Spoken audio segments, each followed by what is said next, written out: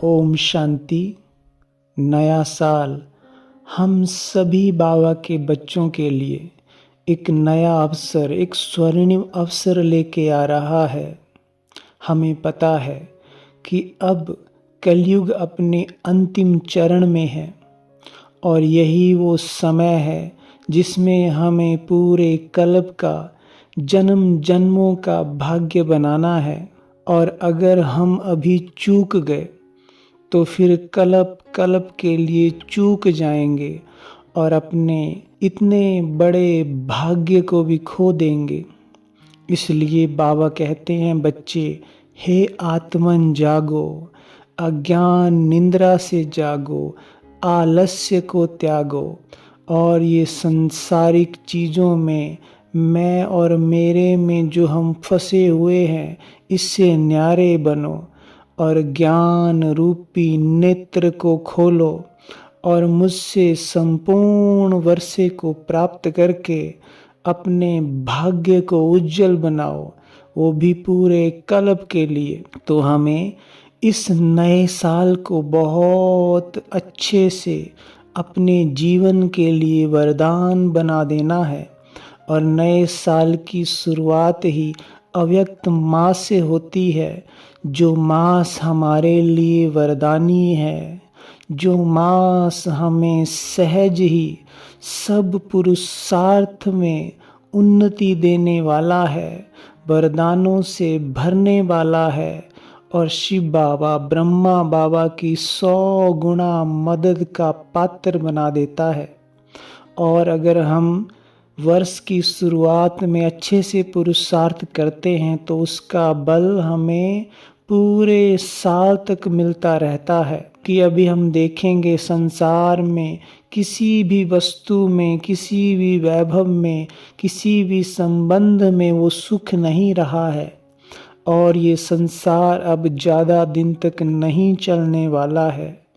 इस संसार में अब बहुत बड़ा परिवर्तन होगा और एक स्वर्णिम दुनिया, एक सुख शांति और आनंद से भरी दुनिया इस संसार में आने वाली है। और उस संसार में हम सभी श्रेष्ठ भाग्यवान आत्माओं को पाठ बजाना है। तो हम कल से ही अच्छे पुरुषार्थ का प्लान करें और नए साल में प्रवेश करते ही अपनी स्थिति को बहुत ऊंच बना दें।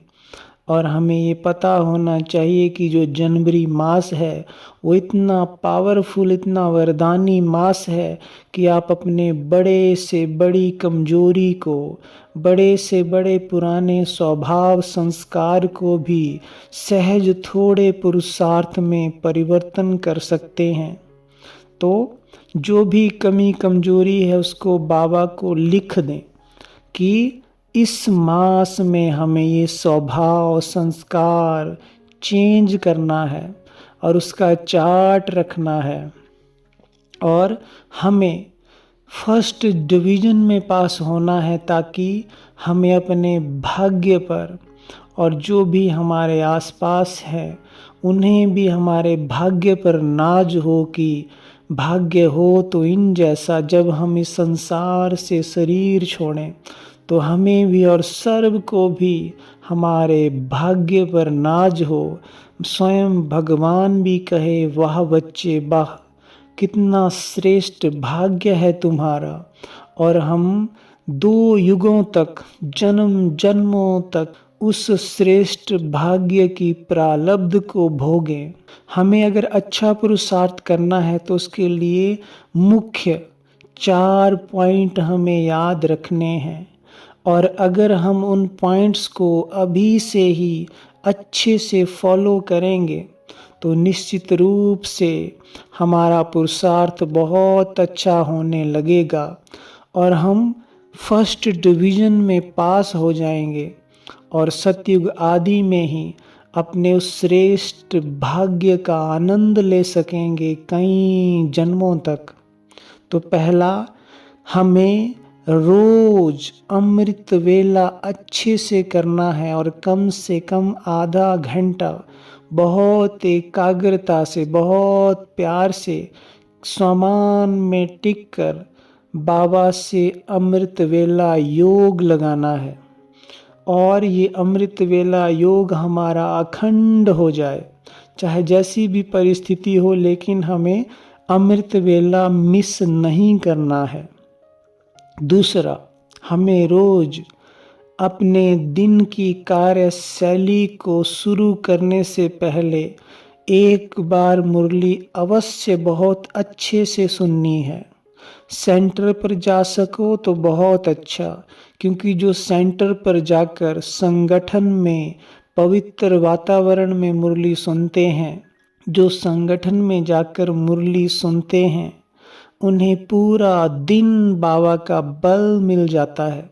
पूरे दिन के लिए वो बल उनके साथ काम करता है। तीसरी बात, हमें रोज नुमा शाम भी करना है। दादियाँ भी इस नुमा शाम योग को कितना महत्व देती थी। ये नुमा शाम योग भी अमृत वेला के समान है। कम से कम आधा घंटा हमें नुमा शाम बहुत अच्छे से करना है।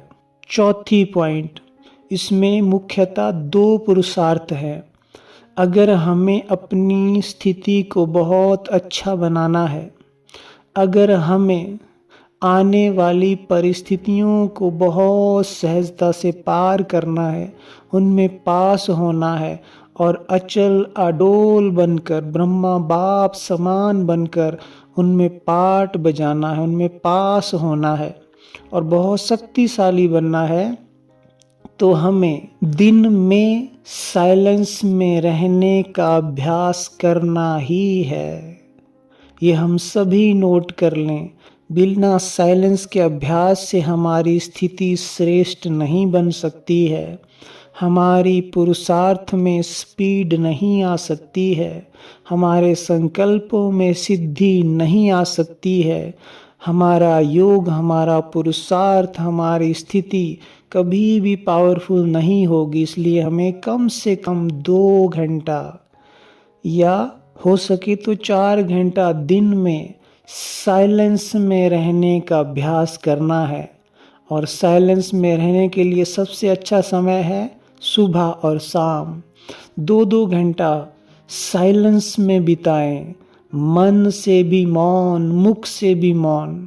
तो हमारे लिए ये अव्यक्त मास एक वरदानी मास बन जाएगा, जो हमारी स्थिति को बहुत पावरफुल बना देगा। और पूरा दिन भी जितना आवश्यक हो उतनी ही बातचीत करें।